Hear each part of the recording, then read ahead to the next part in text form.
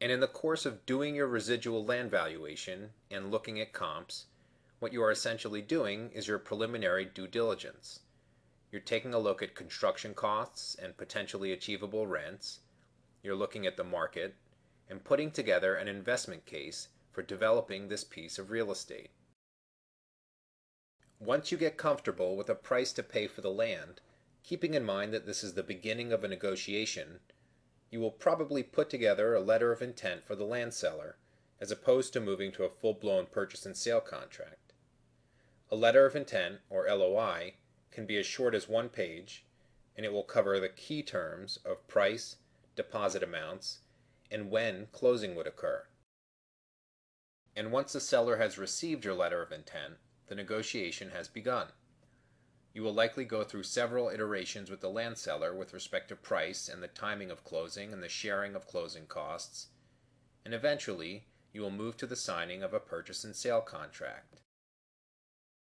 Sometimes the seller will insist that their attorney will draw up the contract. Generally speaking, it is not inexpensive to have a purchase and sale contract drawn up, especially if it is a sophisticated transaction. The legal fees for the contract alone could cost you anywhere between $20,000 and $100,000 or even more. And typically, as part of signing the contract, you will put your initial deposit into escrow. As the purchaser, you will want your initial deposit to be refundable for a certain period of time that is prescribed in the purchase and sale contract. Once you put your deposit into escrow, you are now in your final due diligence period, the length of which is also prescribed in the purchase and sale contract. During this final due diligence period, you will study the site and transaction further by doing environmental analysis and inspection of the title, and you will rerun your pro forma multiple times to see what the investment would look like under multiple sets of circumstances to make sure that you are still comfortable with the transaction. Now let's move on to the second major phase of development, which is pre-construction or entitlement. You will most likely, as you move forward, have to put some additional deposit amounts into escrow, and those will most likely be non-refundable. You are going to start to work very closely with your selected architect, land use counsel, and civil engineer to understand the site, where the building will sit on the site, and how the building will mass on the site given the zoning, and you will be working very closely with your land use attorney to identify all of the steps that need to be taken to get all of the approvals and entitlements you will need to develop the site. The end of the pre-construction and entitlement phase is marked once you have your building permit in hand. The next phase is construction, and we note here that this is your preferred land closing timing.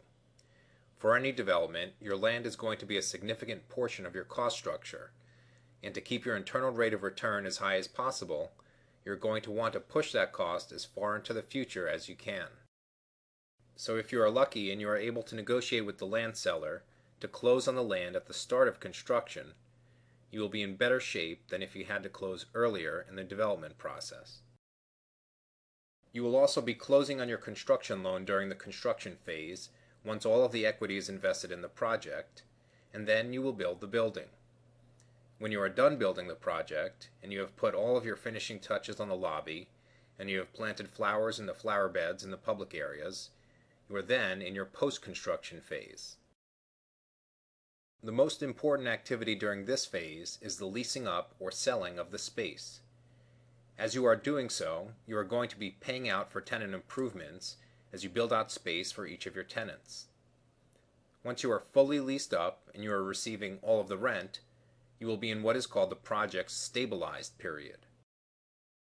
As you are collecting rent and your net operating income less interest turns positive, you will begin paying back or paying down your construction loan, which has a senior claim on cash flow from the project until it is repaid in full.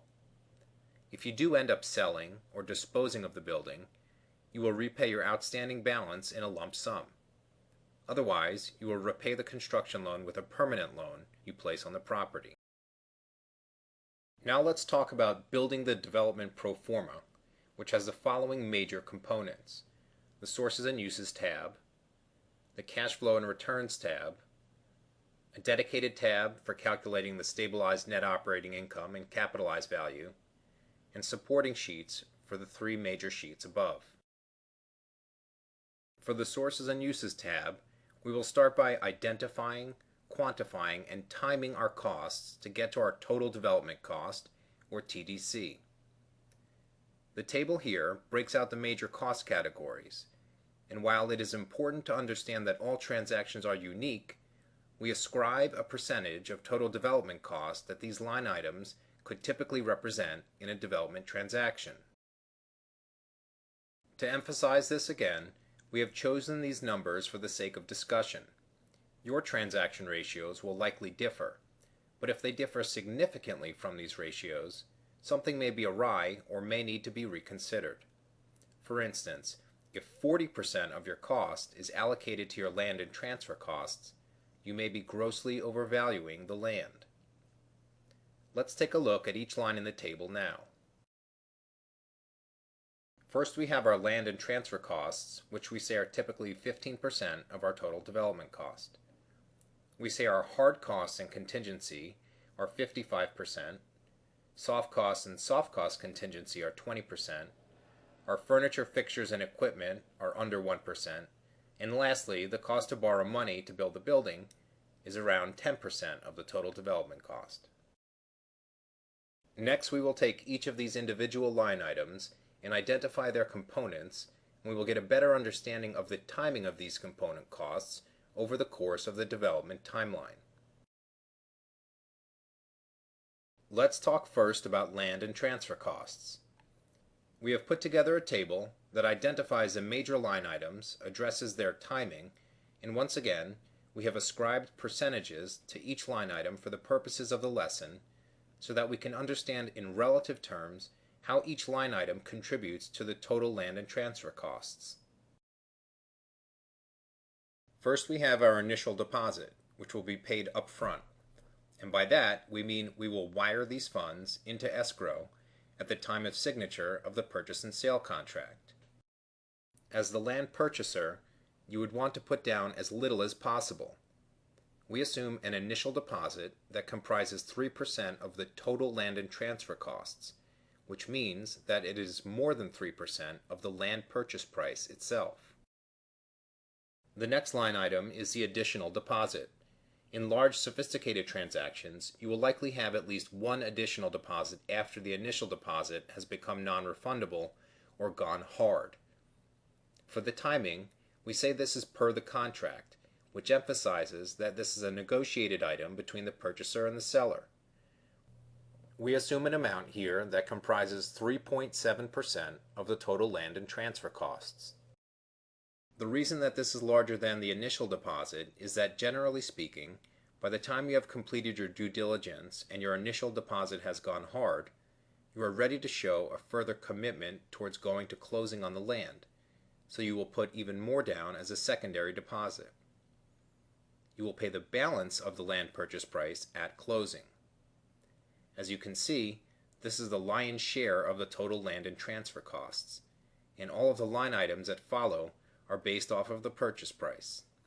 You have a broker's fee, typically also paid at closing, transfer and recordation taxes to the jurisdiction, and some recording fees as well to have the transfer of ownership recorded in the land records of that jurisdiction. These are all very small percentages, but they are not to be overlooked.